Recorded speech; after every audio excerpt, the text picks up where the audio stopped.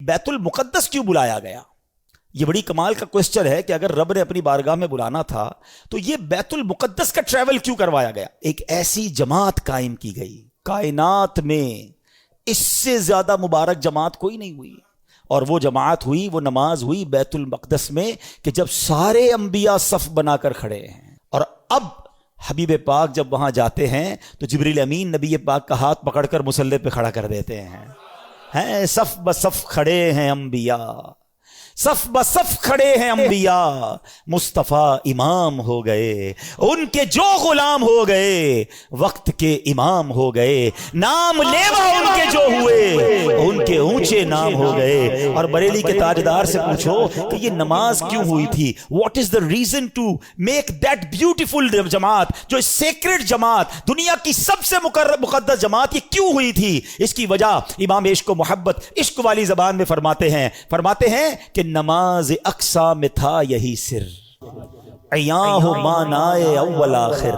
کہتے جو اقصا میں جماعت ہوئی تھی نا، اس میں ایک راز تھا، اور وہ راز یہ تھا کہ پتہ چل جائے کہ اول کون ہے، آخر کون ہے، افضل کون ہے، مفضول کون ہے، آقا کون ہے اور اس کے پیچھے کون ہے۔ سبحان اللہ۔ کہتے نماز اقصا میں تھا یہی سر، عیاں ہو مانائے اول آخر، ہے دست بستہ پیچھے حاضر، جو سلطنت آگے کر گئے تھے، جو پہلے سلطنت انبیاء کر گئے، وہ سارے ہاتھ باندھ کر پیچھے کھڑے ہیں۔ سب کو بتا دیا گیا کہ رب کا حبیب کون ہے، سب کا آقا کون ہے۔ گویا یہ منظر اس وقت ظاہر ہو گیا کہ خلق سے اولیاء، اولیاء سے رسول، اور رسولوں سے اعلیٰ، اور رسولوں سے اعلیٰ۔ مسجد اقصی میں جب نبی پاک علیہ الصلوۃ والسلام پہنچے نا، تو اب وہاں پر نبیوں نے خطبہ دیا۔ اب ذرا خطبہ سنیے گا۔ سب سے پہلے حضرت ابراہیم نے خطبہ دیا، الحمدللہ الذی اتخذنی خلیلا، تمام تعریفیں اس اللہ پاک کے لیے جس نے مجھے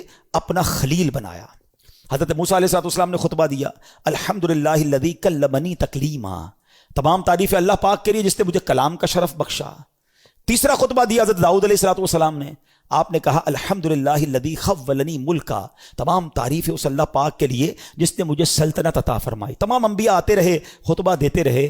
اب جب نبی پاک علیہ السلام کی باری آتی ہے، اللہ کے حبیب کی باری آتی ہے، آپ نے فرمایا الحمدللہ الذی ارسلنی رحمۃ للعالمین، تمام تعریفیں اس رب کے لیے جس نے مجھے رحمت بنا کر بھیجا۔ اسی خطبے کے دوران سنو اے امتیوں، تمہارے آقا تمہیں اس شاندار محفل میں بھی نہیں بھولے۔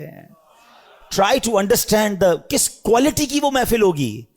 کائنات کے سارے بہترین، سب سے بہترین افراد جمع ہیں، اللہ کے حبیب خطبہ دے رہے ہیں، اور آڈینس کون ہے؟